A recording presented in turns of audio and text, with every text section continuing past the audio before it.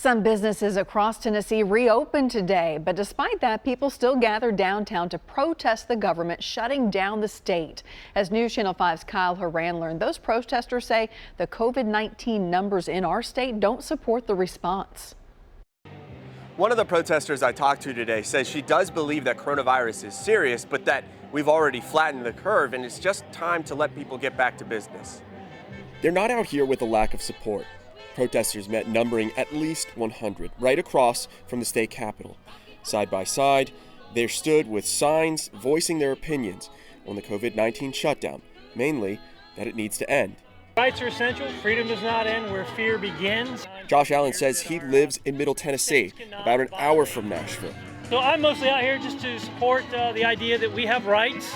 And just because there's an assumption of an emergency doesn't mean that those rights are negated. Constitutionally, he says, the government shouldn't have been able to tell businesses to shut down. I understand people have their fears and concerns, but they are free to stay at home, and there's just a lot of people who weren't free to shut down their businesses. They've been forcibly shut down. They've been forcibly put out of work.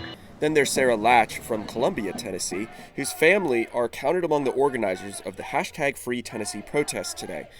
She says she believes in the virus, that it's serious, but that the curve has been flattened. No, I think it's a real thing. Absolutely. People are dying, but people die of the flu as well. I just don't see the hysteria and the shutdowns, all of that. The numbers don't support it. She believes it's time for life to return to business as usual.